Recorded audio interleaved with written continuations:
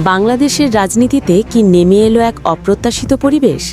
হঠাৎ করে কেন চারদিকে একটাই প্রশ্ন, ওবায়দুল কাদের কি আর নেই?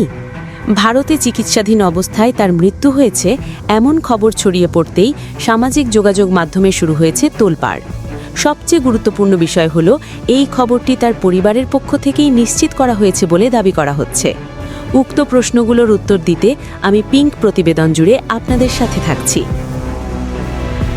বাংলাদেশের রাজনৈতিক অঙ্গনে হঠাৎ করে যে খবরটি ভাইরাল স্পিডে ছড়িয়ে পড়েছে সেটি এখন রীতিমতো একটি ব্রেকিং টেক নিউজের রূপ নিয়েছে। ভারতে চিকিৎসাধীন অবস্থায় ওবায়দুল কাদের মারা গেছেন এবং সেই তথ্য তার পরিবার নিশ্চিত করেছে বলে দাবি করা হচ্ছে। হোয়াটসঅ্যাপ, ফেসবুক, এক্স, টুইটার ও ইউটিউব শর্টস সব প্ল্যাটফর্মেই মুহূর্তের মধ্যে ছড়িয়ে পড়া এই তথ্য ঘিরে তৈরি হয়েছে এক ধরনের ডিজিটাল শোরগোল, যেখানে অফিসিয়াল সোর্স বনাম পারিবারিক সূত্র এই দুই তথ্য নোটের মধ্যে চলছে কনফ্লিক্ট। দীর্ঘদিন ধরে নানা জটিল শারীরিক সমস্যায় ভোগা ওবায়দুল কাদেরকে একাধিকবার উন্নত চিকিৎসার জন্য ভারতে নেওয়া হয়েছিল। সর্বশেষ তিনি ভারতের একটি হাসপাতালে চিকিৎসাধীন ছিলেন বলেই ওপেন সোর্স তথ্য জানাচ্ছে।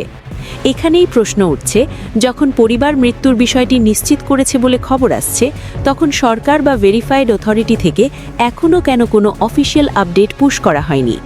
ডিজিটাল এই যুগে কোনো বড় রাজনৈতিক খবর কনফার্ম হতে যেখানে মিনিট লাগে, সেখানে এই নীরবতা কি ইচ্ছাকৃত নাকি তথ্য যাচাইয়ের অংশ? টেক পার্সপেক্টিভ থেকে দেখলে এটি একটি classic unverified breaking information loop, যেখানে ইউজার এনগেজমেন্ট বাড়ছে কিন্তু অথরিটেটিভ কনফার্মেশন এখনও পেন্ডিং। যদি এই খবর সত্য প্রমাণিত হয়, তবে এটি শুধু একটি রাজনৈতিক মৃত্যু নয়, বরং বাংলাদেশের ক্ষমতাকেন্দ্রিক রাজনীতির একটি বড় ডেটা শিফট, যার প্রভাব পড়বে দলীয় লিডারশিপ, ন্যারেটিভ কন্ট্রোল এবং অনলাইন ডিসকোর্সে। সবশেষে প্রশ্ন একটাই, এটি কি একটি কনফার্মড ব্রেকিং নিউজ নাকি ডিজিটাল গুজবের আরেকটি হাই ইম্প্যাক্ট ওয়েভ? উক্ত প্রশ্নগুলোর উত্তর দিতে আমি পিঙ্ক প্রতিবেদন জুড়ে আপনাদের সাথেই থাকব। ওবায়দুল কাদেরের মৃত্যুর খবরটি কেবল ব্যক্তিগত বা রাজনৈতিক মাত্রার নয়, এটি ডিজিটাল মিডিয়ার দৃষ্টিকোণ থেকেও বিশাল প্রভাব ফেলছে। সামাজিক প্ল্যাটফর্মগুলোতে ইতিমধ্যেই হ্যাশট্যাগ ওবায়দুল কাদের এবং হ্যাশট্যাগ বাংলাদেশ পলিটিক্স ট্রেন্ডিং হতে শুরু করেছে। বিশেষজ্ঞরা বলছেন, এমন গুরুত্বপূর্ণ রাজনৈতিক খবর ডিজিটাল মিডিয়ায় ভাইরাল হওয়ার সময় মিস ইনফরমেশন ও স্পেকুলেশন বৃদ্ধি পায়, যা বাস্তব রাজনৈতিক ডেটা বিশ্লেষণে জটিলতা তৈরি করে। রাজনৈতিক টেকনোলজি বিশেষজ্ঞরা এটিকে একটি ডেটা শক হিসেবে দেখছেন, যেখানে সরকারি লিডারশিপ, দলীয় ন্যারেটিভ এবং অনলাইন নিউজ সার্কুলেশন একসাথে প্রভাবিত হচ্ছে। উদাহরণস্বরূপ, রাজনৈতিক লিডারশিপের শূন্যতা তৈরি হলে ডেটা অ্যানালিটিক্স অনুযায়ী নির্বাচনী প্রচারণা, মাইক্রো টার্গেটেড সোশ্যাল অ্যাড এবং অনলাইন এনগেজমেন্ট স্ট্র্যাটেজি পরিবর্তিত হতে পারে। প্রশ্ন ওঠে, আগামী সময়ে আওয়ামী লীগের কনসার্টেড মিডিয়া স্ট্র্যাটেজি কেমন হবে? দল কি দ্রুত ভেরিফায়েবল নিউজ দিয়ে স্পেকুলেশন কমাবে, নাকি অনলাইন চ্যানেলগুলোতে ভাইরাল হাইপকে কন্ট্রোল করা কঠিন হবে?